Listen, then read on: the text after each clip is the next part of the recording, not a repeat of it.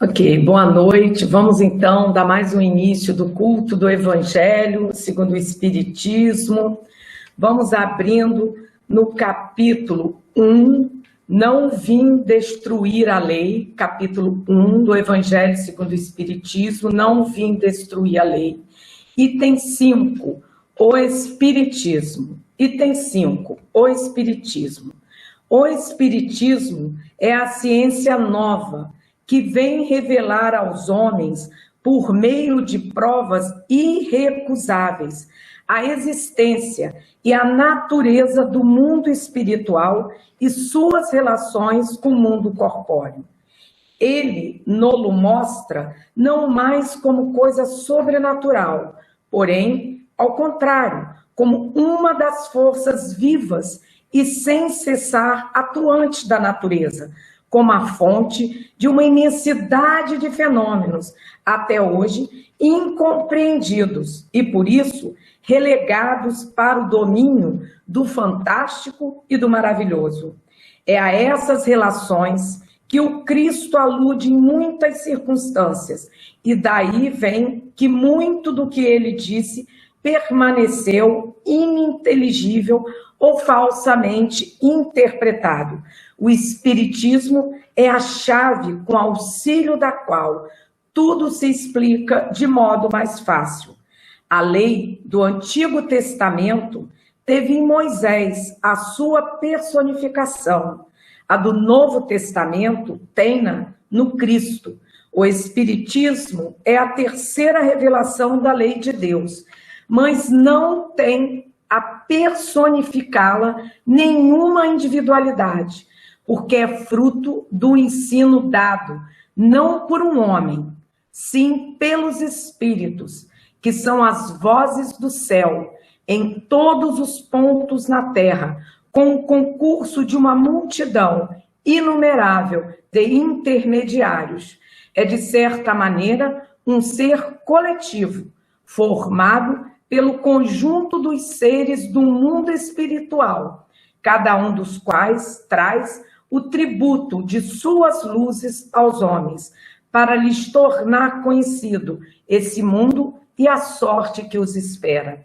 Assim, como Cristo disse, não vim destruir a lei, porém cumpri-la.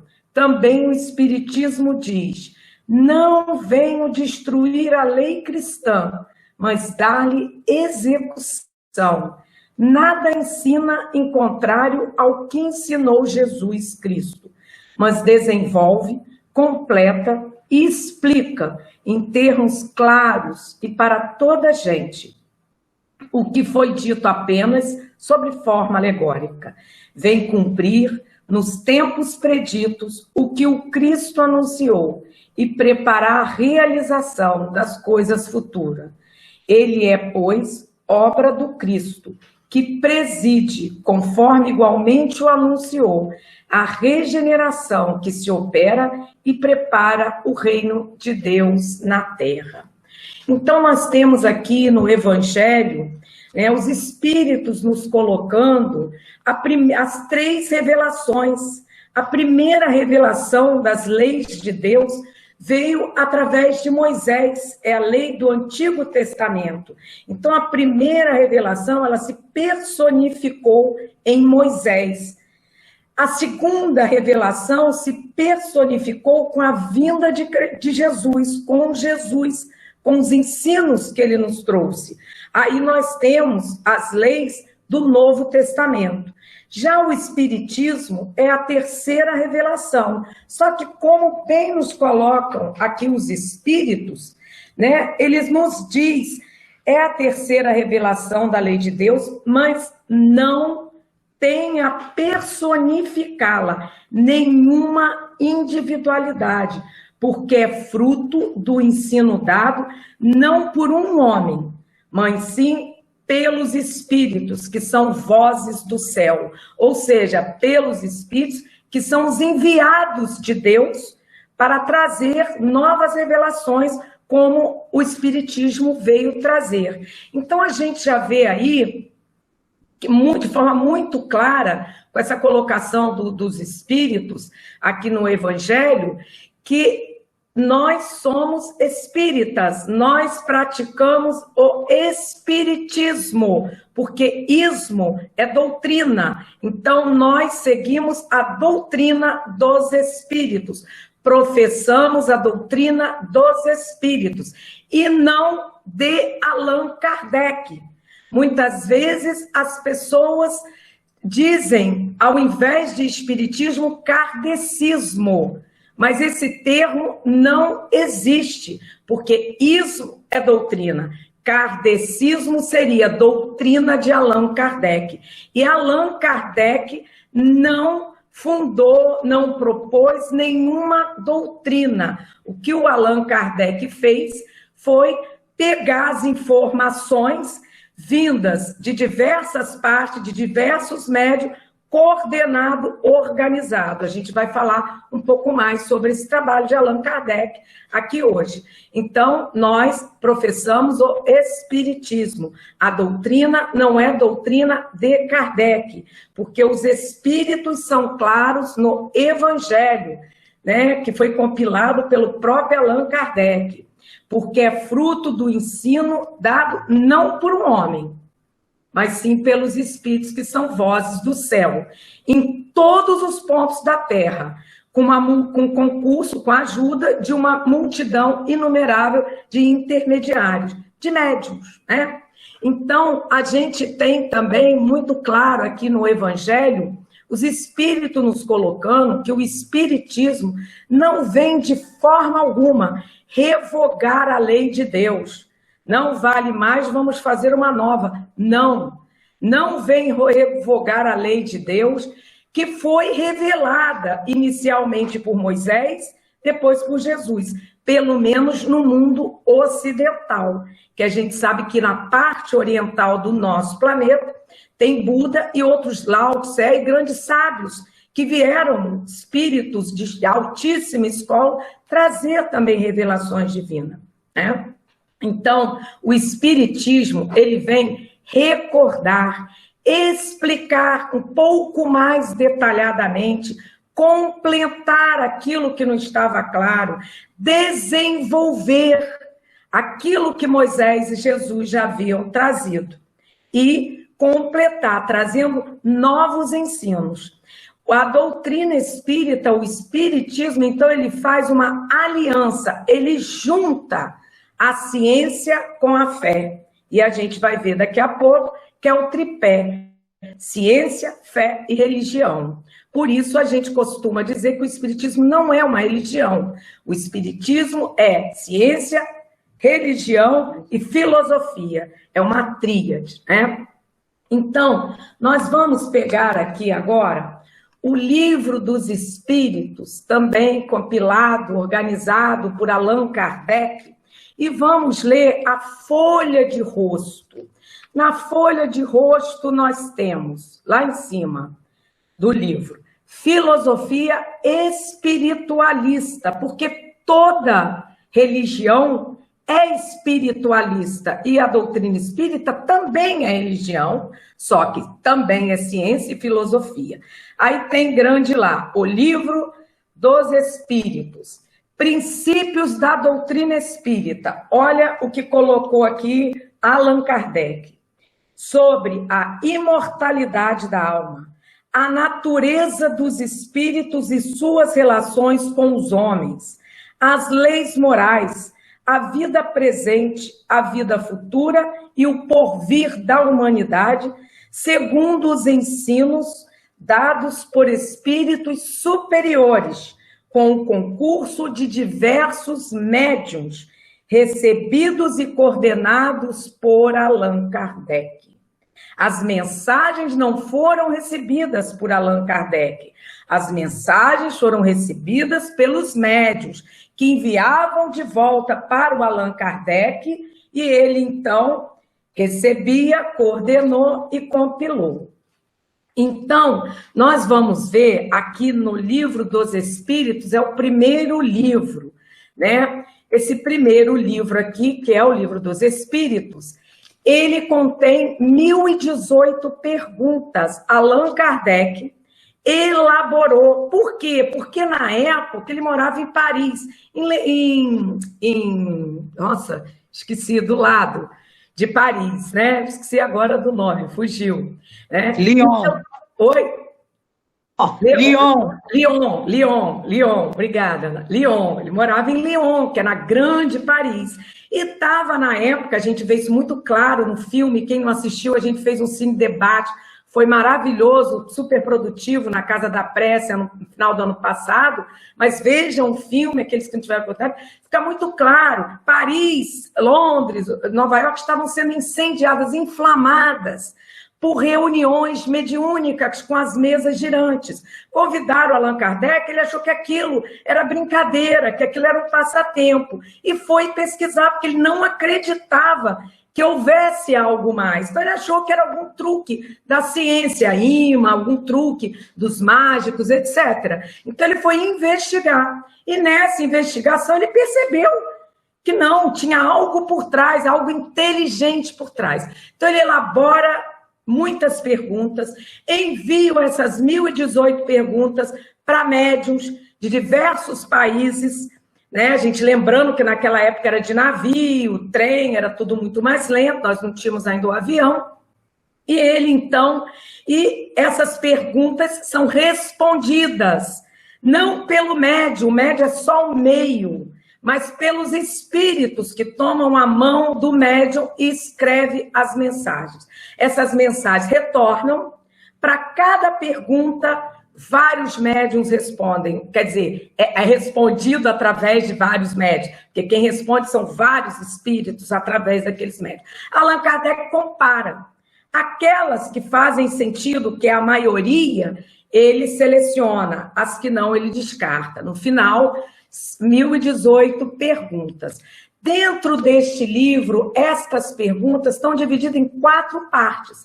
Essas 4 partes desse primeiro livro gerou os outros 4 livros que nós vamos ver agora.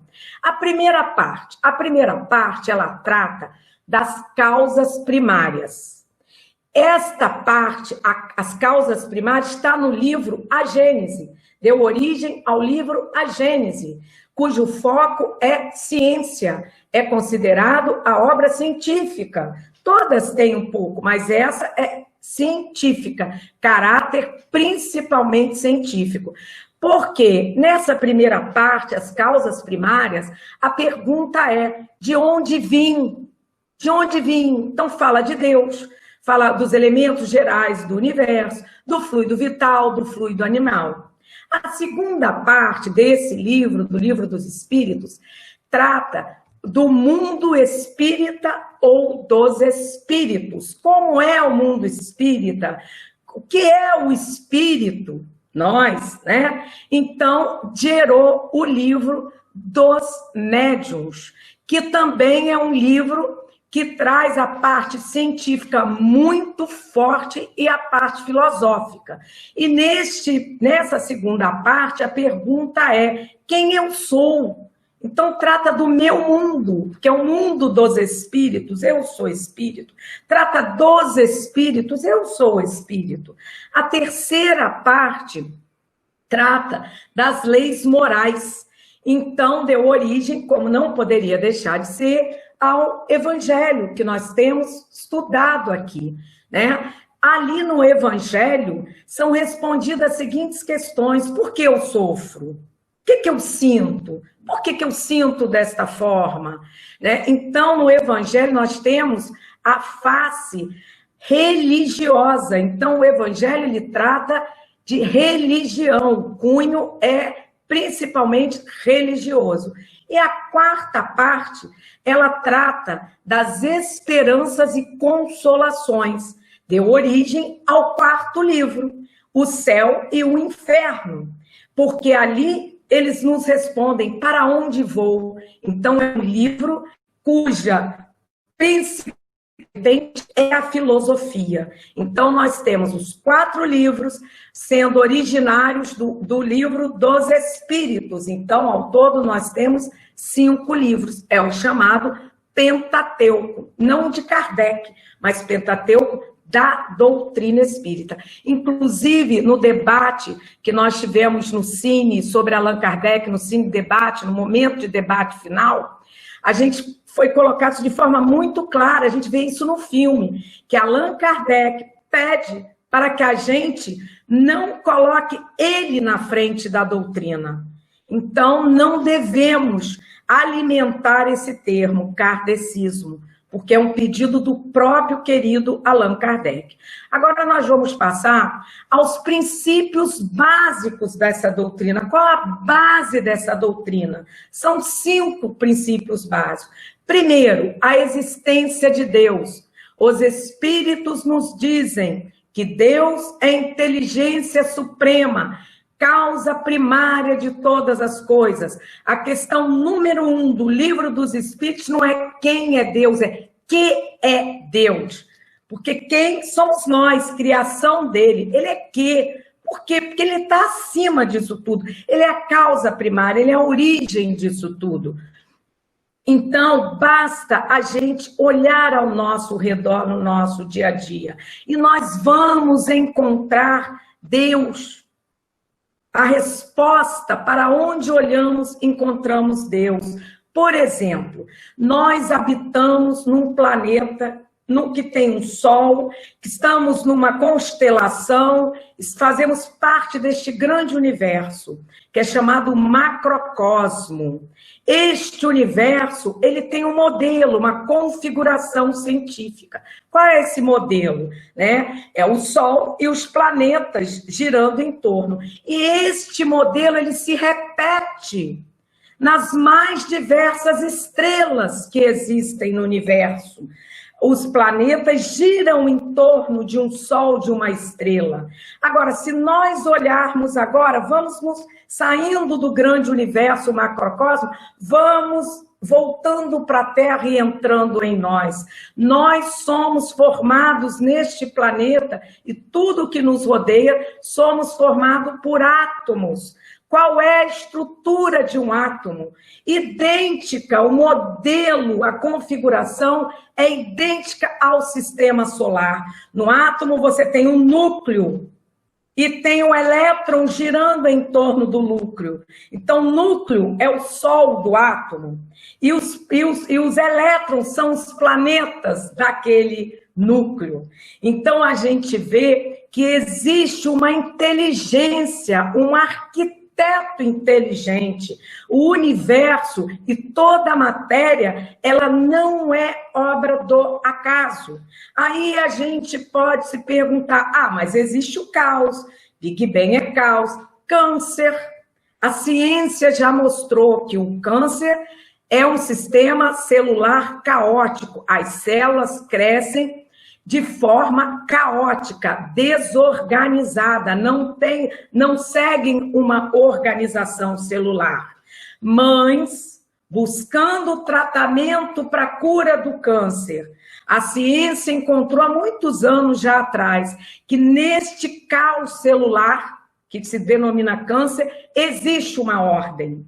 E são nessas ilhas ordenadas, naquele câncer, que a ciência vai com a quimioterapia, radioterapia e outras possibilidades para poder tratar o câncer. Então, a gente vê que até mesmo no caos há uma ordem. Quando uma estrela explode, toda aquela matéria que ela elimina com aquela explosão, aquela matéria não some. Aquela matéria vai fazer parte de novos mundos, de novos seres, de novas criações materiais. Já dizia Lavoisier, na natureza nada se perde, nada se cria, tudo se transforma. Então a gente vê que há um ser inteligente e uma inteligência suprema, muito, muito acima de tudo que ele criou, inclusive nós, espíritos. Segundo o princípio da doutrina espírita, é que sim, somos todos espíritos imortais, somos filhos de Deus. Nós fomos criados, como temos colocado aqui ao longo dos cultos, para brilhar, para atingir a perfeição. Por que fomos criados? para atingir a perfeição, porque nós temos a centelha divina em nós. E se somos espíritos imortais, somos todos igualmente filhos de Deus, nós somos todos irmãos. Filhos, pais, avós, somos todos irmãos. Meu filho é meu irmão, minha mãe, minha avó, meu avô, são meus irmãos. E também somos independente de raça, de credo religioso, de poder financeiro. Nós somos todos irmãos. Por isso, nós devemos, sim, tratar todos como iguais. Tratar como gostaríamos que fôssemos tratados. Porque somos todos irmãos. Até mesmo aqueles que, por ignorância ou fraqueza, muitas vezes nos fazem mal. São nossos irmãos queridos também. O nosso estado natural aqui no Livro dos Espíritos, Allan Kardec resolveu chamar de espírito quando estamos desencarnados, sem o corpo material, estamos no mundo dos espíritos, no plano espiritual. E quando nós estamos encarnados, como eu que vos falo agora, ele resolveu chamar de alma. Mas alma e espírito é a mesma coisa. Eu, particularmente, uso muito pouco o termo alma. Por hábito, uso espírito. Encarnado no corpo físico ou no plano espiritual, aquele que a gente diz aqui na Terra que morreu, né? E esses espíritos, cada um, ele vai para planetas, para novas experiências através da reencarnação, dependendo do seu nível de evolução. Nós aqui na Terra sabemos que é um planeta de provas e expiações. Então, estamos encarnados como espíritos que somos de provas e expiações num planeta que, neste momento, ainda passa pela prova e expiação. O terceiro princípio é a reencarnação, porque Jesus nos disse: ninguém poderá ver o reino de Deus se não nascer de novo. Este princípio, a reencarnação, é a prova da justiça de Deus. Porque como é que poderia uma pessoa que nasce, como a gente encontra lá no nosso querido Imbangu, gente, o cérebro hoje está falhando, hein? No César? Não, desculpa, gente, em Bangu. Vicente Moretti. Vicente Moretti, gente, hoje aqui tá complicado, hein? No Vicente Moretti, em Bangu, já fizemos trabalho lá durante alguns anos, em que a gente vai passando de leito em leito, encontrando verdadeiros toquinhos, seres humanos que reencarnaram, sem qualquer possibilidade de movimento e de comunicação. E à medida que a gente ia falando, o único meio deles se comunicar era que o olho, às vezes, fechadinho, né? Às vezes mexia um pouco mais, um pouco menos, e a gente percebia, sentia que eles estavam entendendo aquilo que a gente queria passar e conversar com eles. Como que pode um ser que encarna com uma prova dessa tão difícil, apenas ter uma única vida? Quais as possibilidades que ele teve em uma única vida de colocar em ação todo o seu potencial para que possa vir brilhar? Uma única existência não seria justo. Uns nascem com mais possibilidades econômicas, outros menos. Então Deus seria injusto. Mas Deus é justo. Deus é Pai e nos ama a todos igualmente. Daí a necessidade da reencarnação. Desencarnamos e vamos programar uma nova existência. Aqui na Terra, depende do nosso estilo, naquele momento, do nosso nível de evolução, se vamos ou não. Se vamos aqui ou em outros planetas, como vamos falar um pouco agora há pouco. E mais, essa reencarnação, ela nos deixa muito claro que hoje eu sou o que eu construí no passado. Então, o que eu passo hoje, o que eu sofro hoje, o que eu tenho de bênçãos hoje, é construção de vidas anteriores. Eu consegui ou não um lastro junto a Deus, né? E aí aumenta ou diminui as dificuldades pelas quais eu vou passar para amadurecer. E nós seremos amanhã o que a gente construiu hoje. Então, nós estamos em permanente construção, através também do que nós já conversamos aqui bastante, que é o livre-arbítrio. Deus nos dá o livre-arbítrio, liberdade de escolha. E a reencarnação vem nos mostrar que nós não somos Conceição. Nós estamos Conceição, porque já podemos ter sido Maria, João, José, e em outras existências não vamos certamente ser a Conceição. Provavelmente teremos outro nome, teremos, com certeza, outro corpo físico. Então, essa é uma forma da gente não se apegar a essa única existência. A gente faz tudo que está ao nosso alcance, mas não nos apegar demais a ser Conceição, a sou isso, sou aquilo, né? E a quarto princípio, comunicação com os espíritos. Nós somos espíritos. Então, a comunicação entre nós é um processo natural. É natural. Porque eu sou espírito encarnado, mas tem um desencarnado, mas ele é espírito, eu também sou. Então, somos todos espíritos, esteja aqui na Terra com corpinho físico ou no mundo já dos espíritos. Então, é natural esse processo da comunicação. E essa comunicação, ela pode se dar de duas formas. Uma comunicação oculta, que a gente mal percebe, como? Através da nossa sintonia de pensamento, através do nosso pensamento, a oração. Quando nós oramos, nós estamos nos comunicando com os espíritos, com os emissários de Deus, de Jesus, para que nos auxiliem. Independente do nome que damos, Santo, Espírito, não importa, Buda, Alá.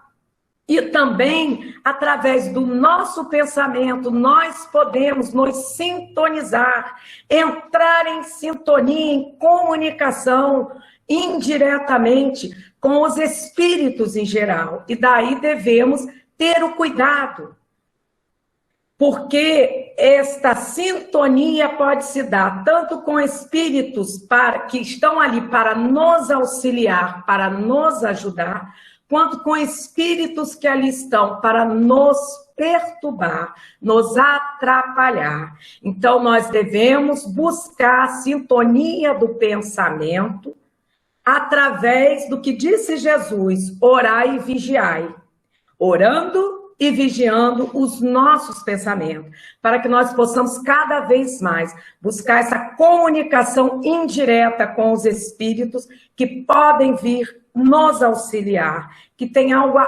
acrescentar em nossas vidas.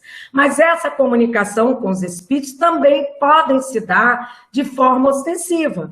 Quem viu o filme do Chico Xavier, viu ele criança, 4, 3 anos, conversando com a mãe dele, Maria João de Deus, que já tinha partido para a espiritualidade, de uma forma natural.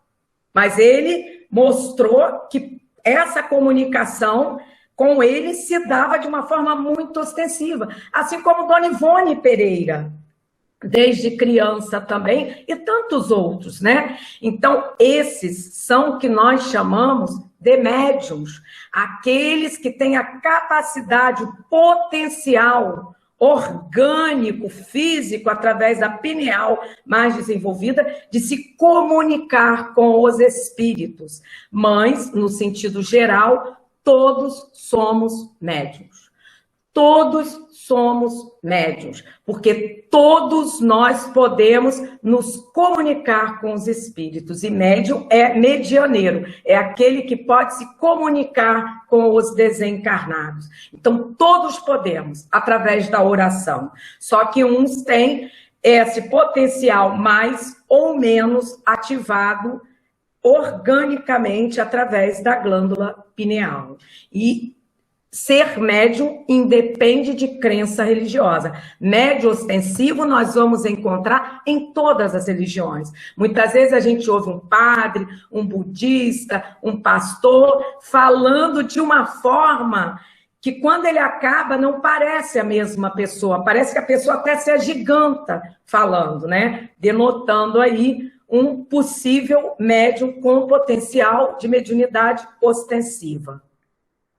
O quinto princípio da doutrina espírita é exatamente a pluralidade dos mundos habitados. Jesus, em João, capítulo 14, nos diz: não se turbe o vosso coração. Credes em Deus, crede também em mim. Há muitas moradas na casa de meu Pai. Qual é a casa do nosso Pai? Deus, o universo. O universo, a ciência já mostrou, e cada dia mostra mais, que nós não somos um único planeta, além desses que a gente conhece do nosso sistema solar. Então, nós temos muitos sóis, que são estrelas que vemos à noite, e cada estrela dessa tem muitos planetas orbitando, girando ao redor desses sóis, dessas estrelas. Não teria sentido Deus criar todo este universo, essa quantidade de planetas, só para que nós pudéssemos sentar e ficarmos vislumbrando, olhando e admirando. Não faz sentido. Então, nós somos vários planetas, temos vários planetas no nosso universo. Isso dá a possibilidade de nós podermos habitarmos planetas diferentes. Já podemos ter habitado outros planetas. Hoje estamos na Terra. Da próxima reencarnação, podemos ir para um outro planeta ou aqui retornar. Vai depender das nossas condições, da equipe espiritual que Deus designa para nos auxiliar a assistir e planejar uma nova oportunidade num planeta através da reencarnação. Mas se a gente olha para os primórdios da civilização no planeta Terra, nós vamos encontrar resquícios de exilados de outros planetas que vieram para a Terra para ajudar a Terra a fazer a transição de mundo primitivo para mundo de provas e expiações. E agora nós estamos em provas e expiações, novos espíritos estão chegando à Terra de outros planetas para nos ajudar a fazer a passagem de provas e expiações para o mundo de regeneração.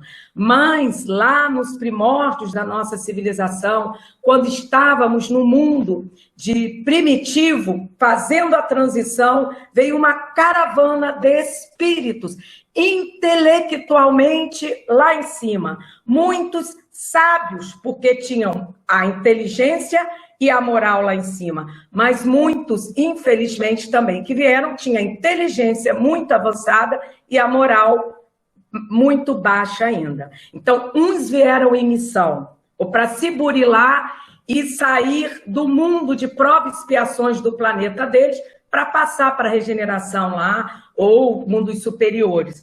Outros não, outros até ficaram, e muitos de nós podemos ser esses. Nós estamos falando dos egípcios, nós estamos falando do grego, Demócrito, segundo conta a lenda na física, Demócrito descreveu o átomo mascando um capim, pelo menos era assim que ele falava na faculdade entre nós, né?